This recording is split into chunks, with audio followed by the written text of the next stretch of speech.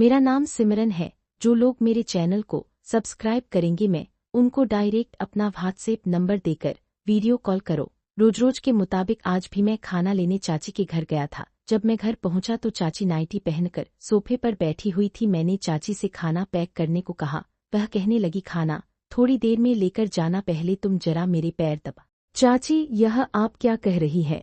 वह कहने लगी, फिक्र मत करो, यहाँ कोई नहीं है, कोई तुम्हें कुछ नहीं कहेगा। मैं घर पर बिल्कुल अकेली हूँ और बस तू है। तुम्हारे चाचा तो दुकान पर है। मैं वहीं पर बैठकर उनके पैर दबाने लगा। पैर दबाते वक्त मेरी नजरें नीचे थी। अचानक चाची बोली, अच्छा एक बात बताओ अनुज, क्या तुम्हारी कोई सहेली है?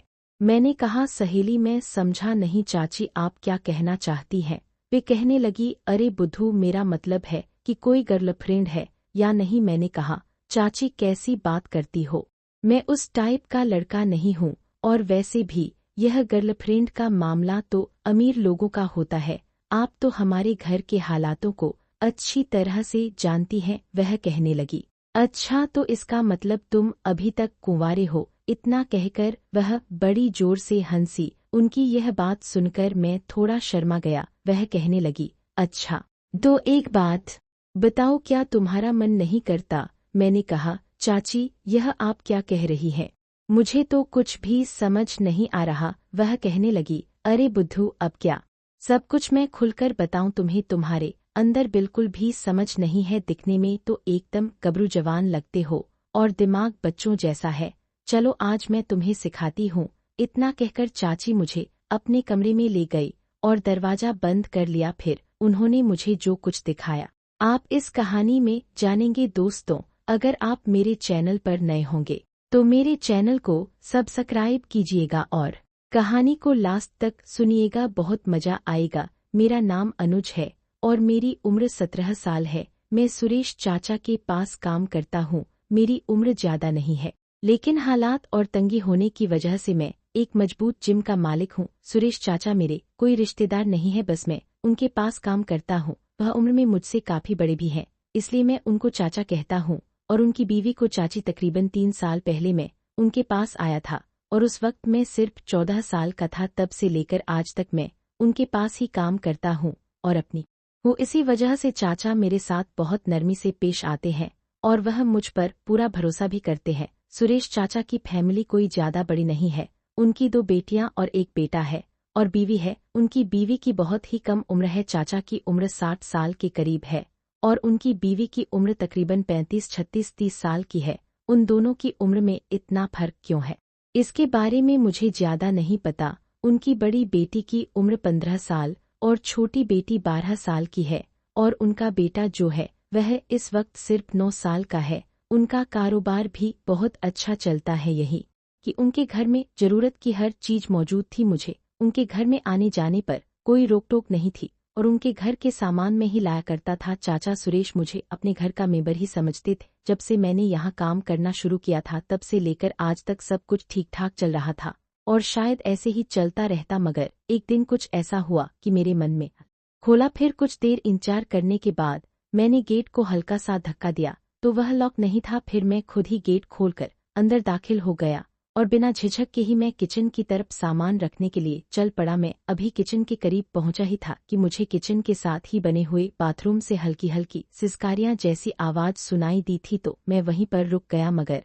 इस वक्त जिसको समझने से मैं बिल्कुल अनजान था। कुछ देर तो मैं यूं ही खड़ा रहा, मगर जब आवाजें काफी तेज होने लगी तो मुझसे रहा नहीं गया और मैं बाथरूम की तरफ जाने लगा। अभी मैं दरवाजे के करीब ही पहुंचा था कि आवाज आना बंद हो गई तो मैं दोबारा किचन की तरफ आ गया और सामान रखने लगा। मैं सामान रखकर बाहर निकल ही रहा था कि बाथरूम का दरवाजा खुला और अंदर से उनके इस तरह पूछने पर मैं एकदम से डर गया और हकलाकर बोला कि बस चाची अभी आया था, क्योंकि बाहर में खड़े होकर दरवाजा बजाया, मगर जब कोई जवाब नहीं आया तो मैं खुद ही अंदर आ गया था। मेरी यह बात सुनकर चाची खामोश हो गई और किचन की तरफ चली गई। उस वक्त घर में चाची के अलावा और कोई भी नहीं था। खैर, उन्होंने मुझे खाना पैक करके दिया तो मैं खाने का टिफिन लेकर सीधा दुकान की तरफ चल दिया। दुकान पर आने के बाद भी मेरा सारा ध्यान चाची की तरफ ही था कि आखिर चाची बाथरूम में क्या कर रही थी और वह ऐसी आवाजें क्यों निकाल रही थी। पूरा दिन सोचने के बावजूद मैं इस बात को नहीं समझ पाया, तो मैंने उस ख्याल को अपने जहन से निकाला और सारा ध्यान काम की तरफ लगा दिया। मगर दूसरे दिन जब मैं खाना लेने चाची के घर गया तो मैंने चाची में बहुत बदलाव महसूस किया, मतलब कि जिस तरह वह मुझे आज देख रही थी, पिछले 3 सालों में उन्होंने मुझे ऐसे कभी नहीं देखा था जब तक मैं वहां खड़ा रहा। तकरीबन उनका का ध्यान मेरी तरफ ही था। फिर थोड़ी देर बाद उन्होंने खाने का टिफिन पैक करके मेरे हाथ में पकड़ा दिया, जिसको लेकर मैं दरवाजे की तरफ चल पड़ा। अभी मैं घर से बाहर निकलने वाला ही था कि उन्होंने मुझे पीछे से आवाज दी, तो मैं मुड़कर उनके पास आ गया और बोला, जी चाची कहिए। तो उन्होंने मुस्कुराकर मेरी तरफ देखा और मुझे गले से लगा लिया।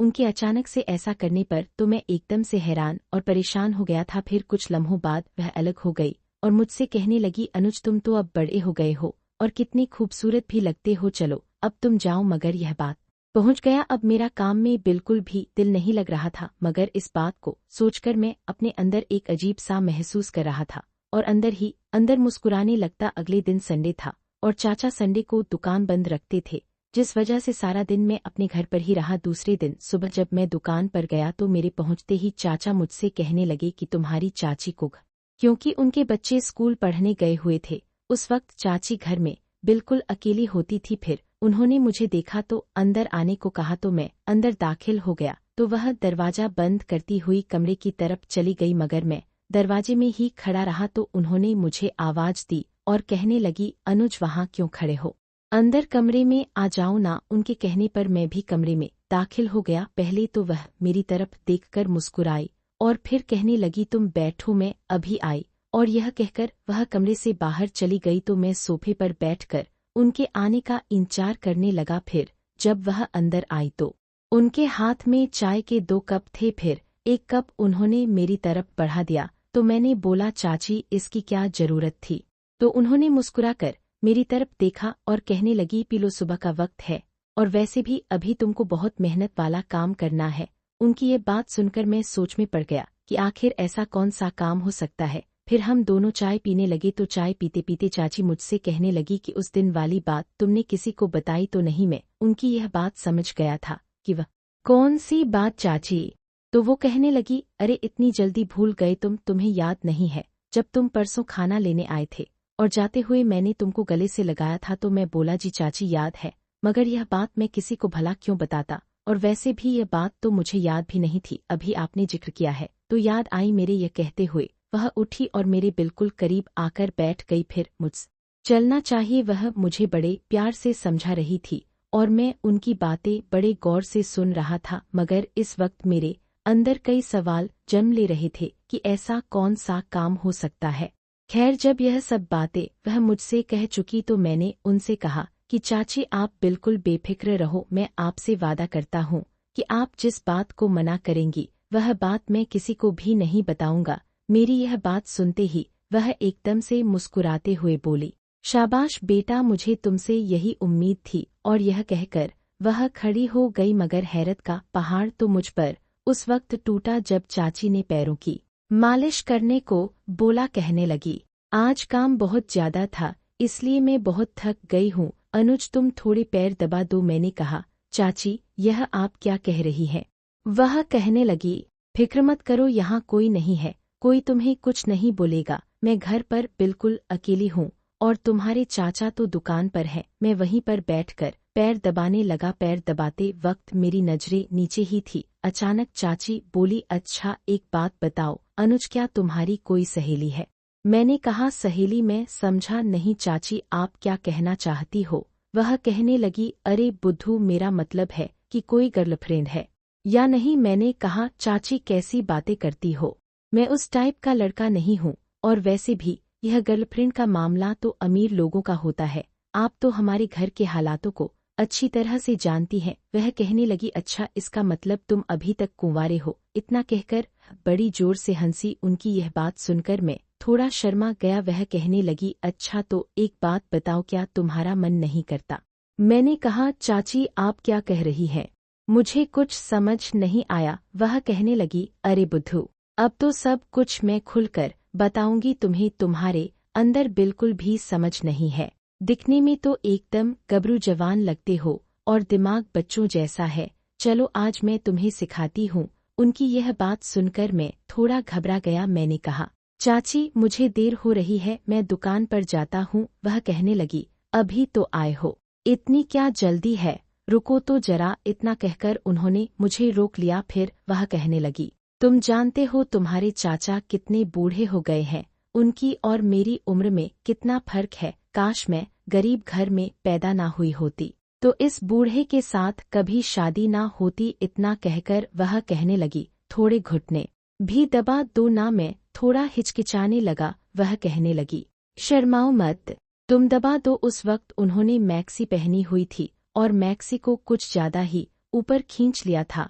इस तरह का नजारा मैंने पहले कभी नहीं देखा था, इसलिए मैं बहुत नर्वस था। वह कभी कभी बातें करते हुए मेरे बालों में हाथ फेर देती। फिर कहने लगी, तुम्हारे चाचा तो मुझे खुश कर ही नहीं पाते, दुकान से आकर ही सो जाते हैं। मैं तो अभी जवान हूँ, भला मैं कहाँ जाऊँ।